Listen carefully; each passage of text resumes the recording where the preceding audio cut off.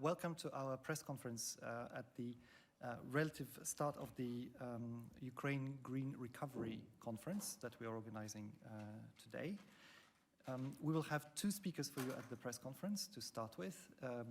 Commissioner for Environment, Oceans and Fisheries of the European Commission, Vіргініюса, Sінкявічуsa, as well as Minister of Environmental Protection and Natural Resources of Ukraine, Ruslana СТРІЛЬЦЯ.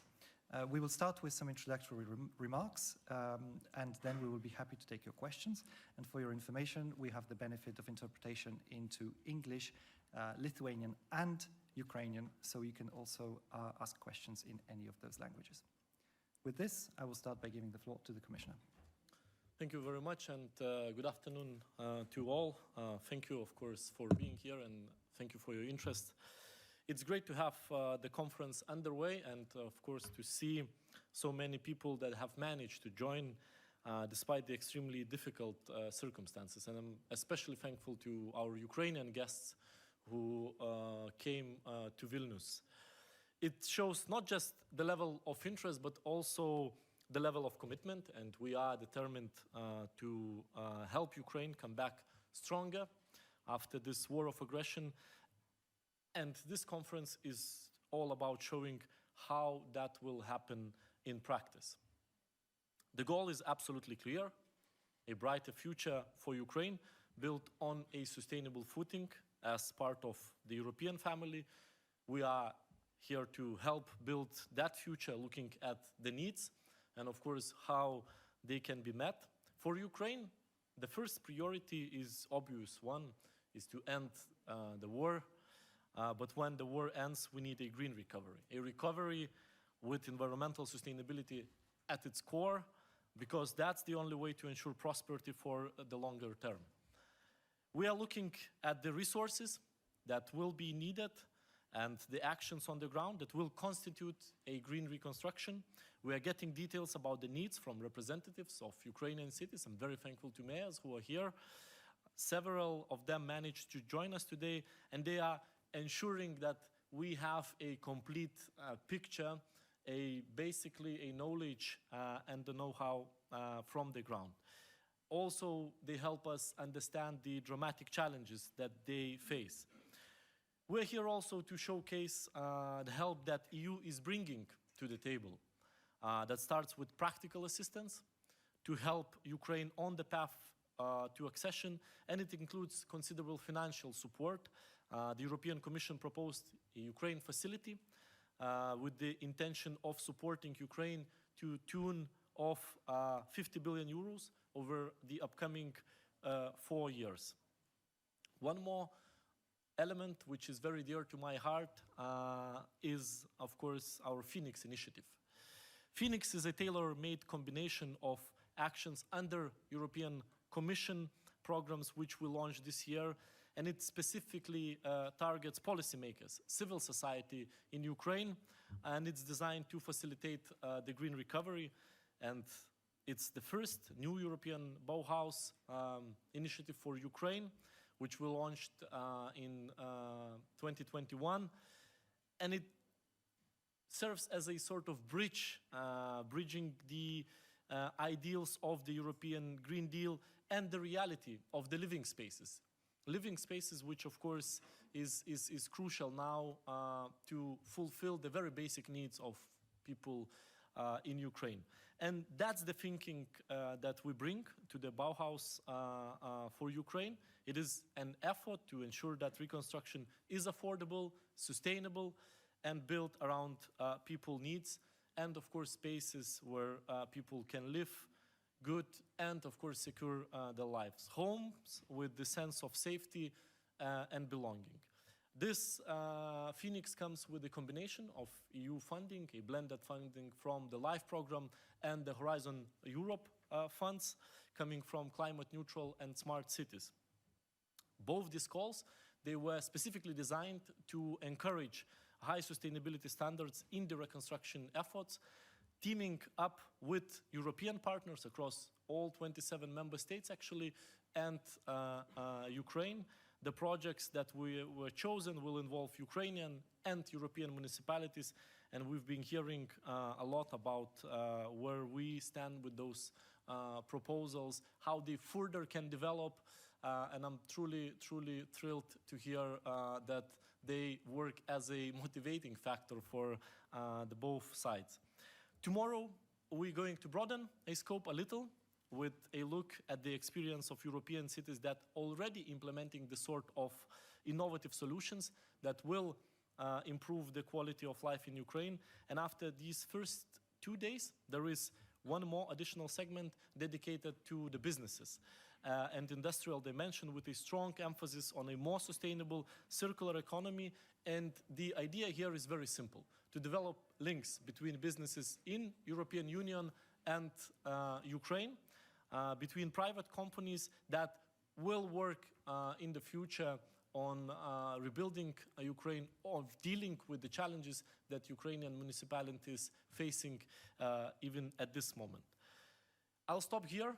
It's my pleasure to be addressing you together with my dear friend, Minister СТРІЛЬЦЯ, who will give you even more comprehensive picture of the current situation in Ukraine. And afterwards, of course, I'll be happy to take your questions. Thank you. Thank you very much, Commissioner. And with this, the floor is yours, Minister. Thank you very much. First of all, good afternoon. Thank you for raising the issues of Ukraine's green recovery at the highest international and political level here in Vilnius. We appreciate that our partners and friends are already ready to help us move from ruins to green transformation without waiting for the end of the war, with the belief that Ukraine will win in this war. Russia destroys our nature, our economy, our infrastructure every day. And we need to understand that this is destroying not only Ukrainian infrastructure and not only Ukrainian nature and wild nature, because environmental has no borders, and all impact which we have in Ukraine now, we don't know with what country, in what point of the globe will feel this impact in future. From the first day of the full-scale invasion, our environmental inspection record and collect information about all environmental crimes, because we understand that in future we need to send the bill to Russians to pay the reparation and environmental reparation. Today we have already documented more than 2,900 facts or environmental crimes or facts of ecocide, and the damage amounts to more than 56.7 billion euros. Today we have a huge territory which is mined. Almost 1/3 of Ukraine is mined, and we need to understand that the demining is a very long process which we need to pass, and maybe half a year ago we understood that the demining of Ukraine could be hundreds of years. Now, huge steps which Cabinet of Ministers made, and Yulia Sviridenko, first Vice Prime Minister of Ukraine, like an ambassador of demining of Ukraine. So we made a lot of steps to push up and to launch the market of demining services. So we understand that we need to do our best to decrease the time of demining of Ukraine, because it's not only about economy, it's not only about agricultural and activities, but because all mines is potentially blowing up, and it's potentially death of wild animals, and this is destruction of our wild nature. You know the information about diet dolphins. Even dolphins are impacted by Russians. And now we have the information about almost 1,000 diet dolphins in Black Sea, and we don't even know how many dolphins is in the Black Sea now. And I'm sure that after the deoccupation of Black Sea and Azov Sea, we need to make a huge steps to understand what is the real situation, what is real impact to our seas because of the Russian aggression.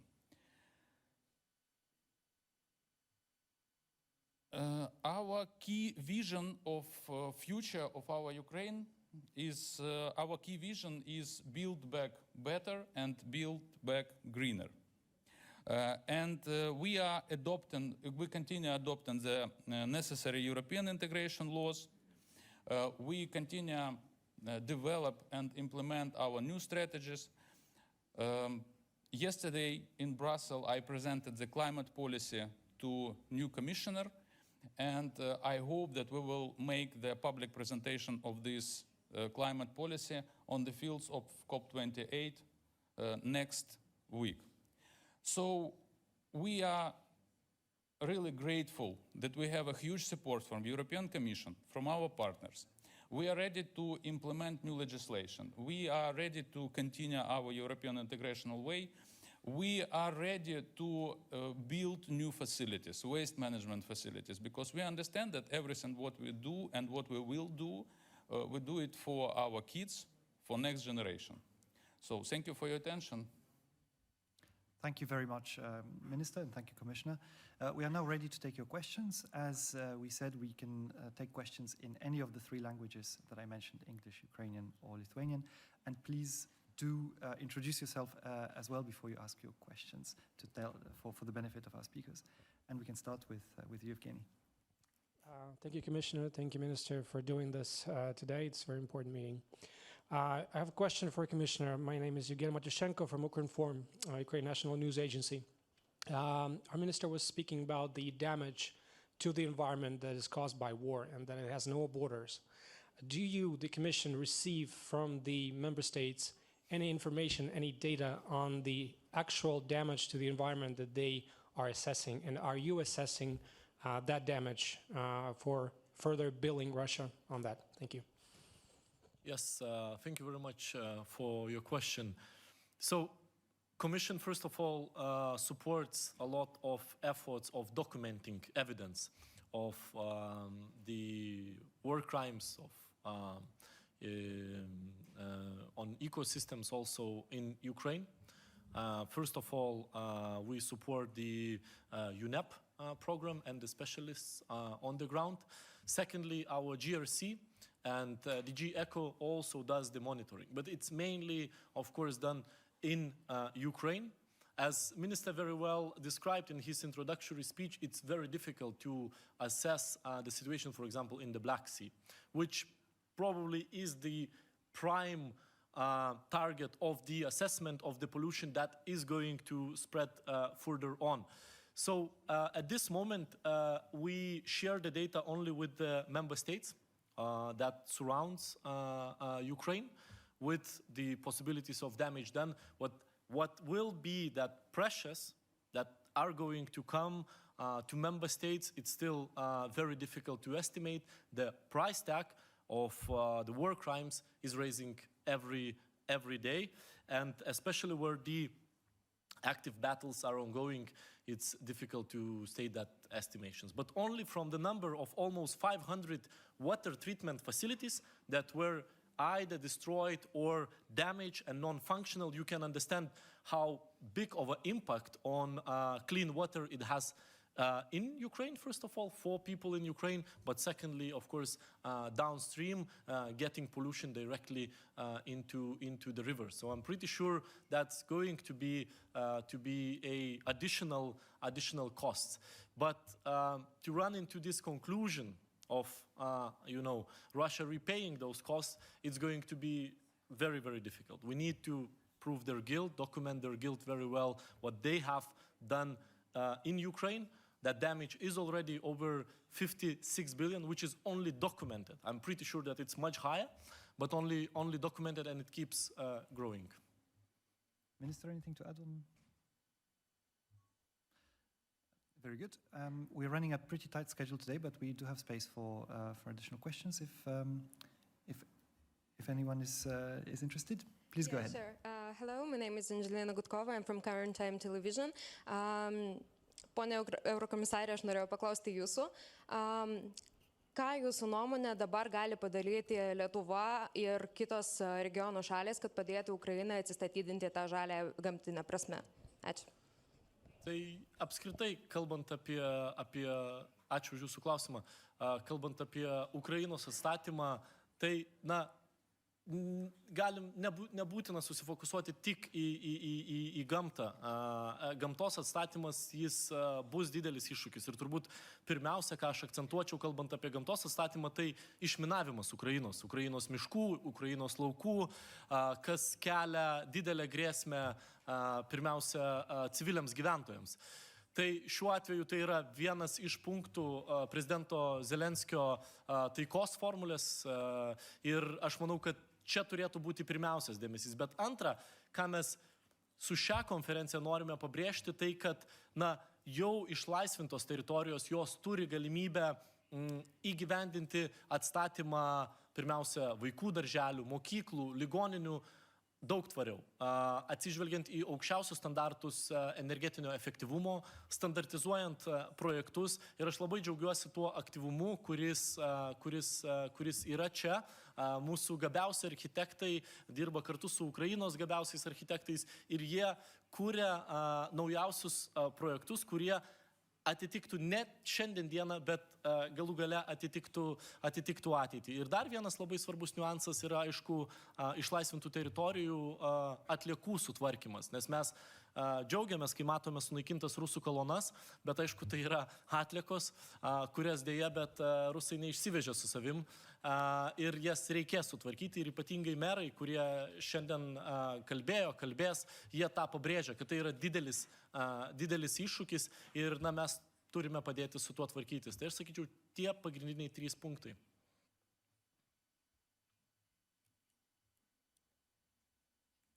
Thank you very much. We have space for further questions. Yep, please go ahead.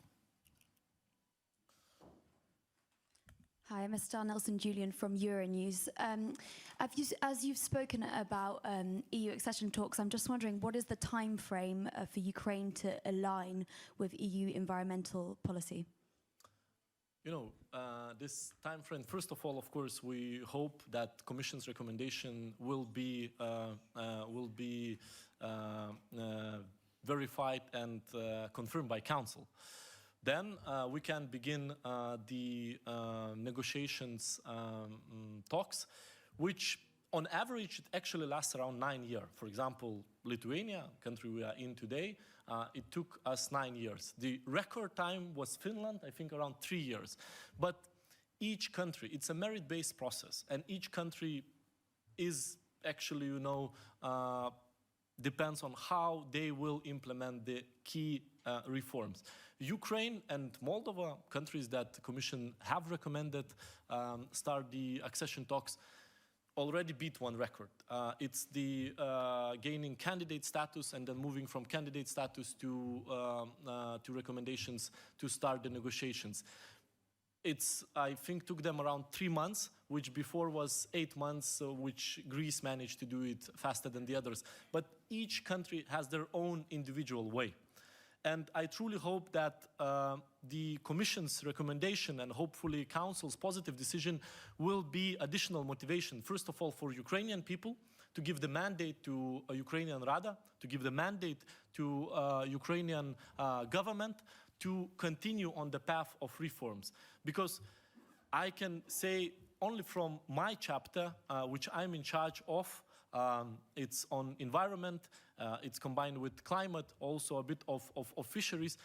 This year, we saw a tremendous amount of reforms being proposed and being actually confirmed. So I truly hope that Ukraine remains on the same speed and the motivation. Of course, we understand that the primary target is ending the war, but so far Ukraine proved, and Ukraine's government, that they can be extremely efficient. So that all success is in their hands. Thank you very much. We have another question at the back. Людмила Циганок, founder of Sustainability Leaders Guide magazine in Ukraine and president of the Professional Association of Environmentalists in Ukraine. First, thank you for supporting Ukraine. I have a questions for Mr. Sінкявічуsa. What is your opinion? What should the government of Ukraine urgently do now that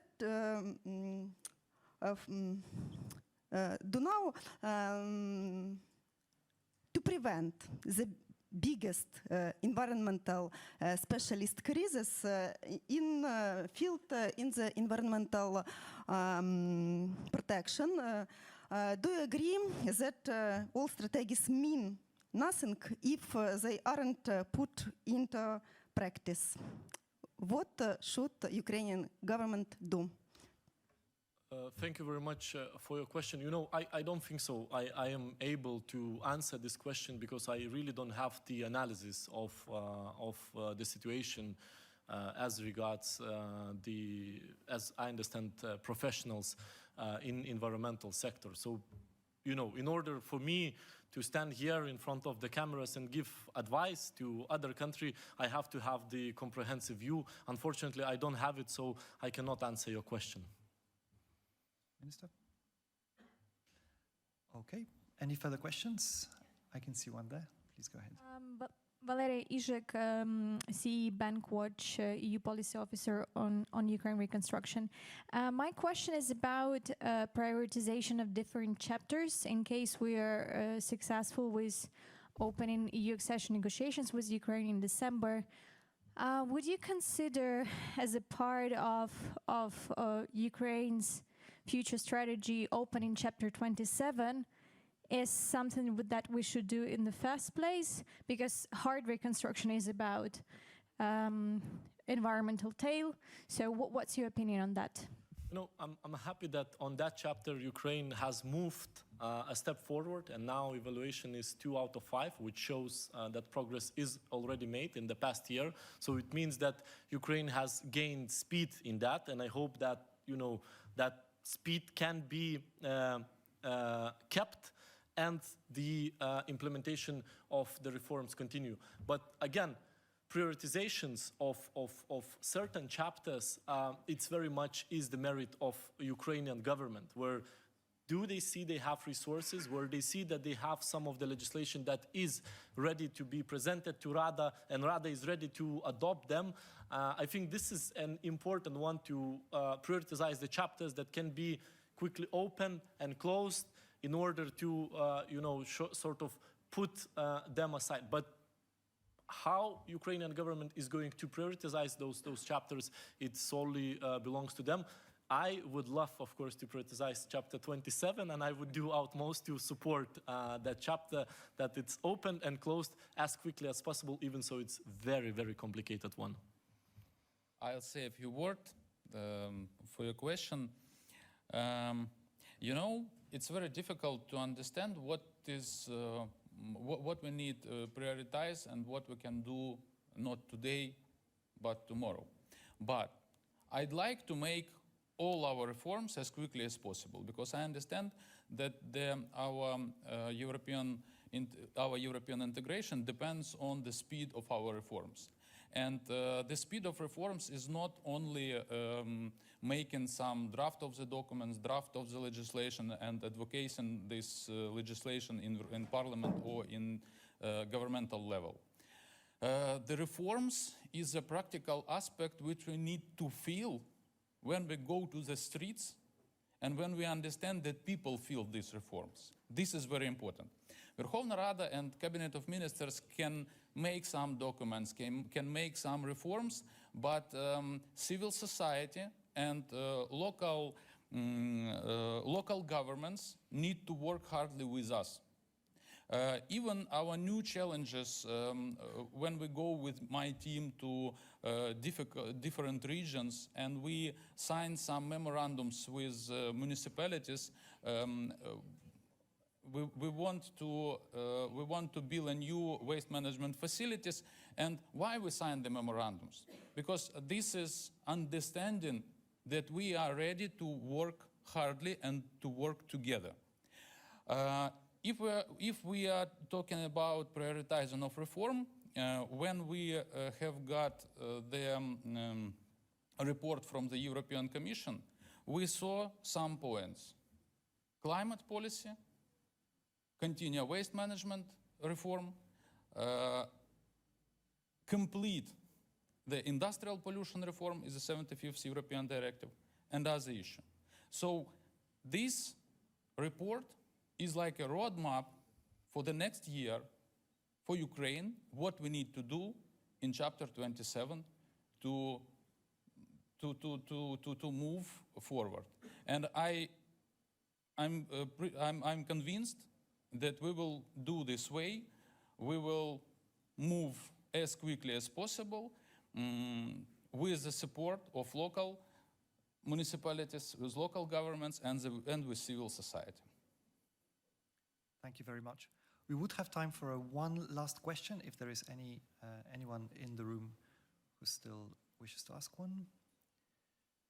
But failing that, closing now will enable us to remain on schedule, which is also very much appreciated.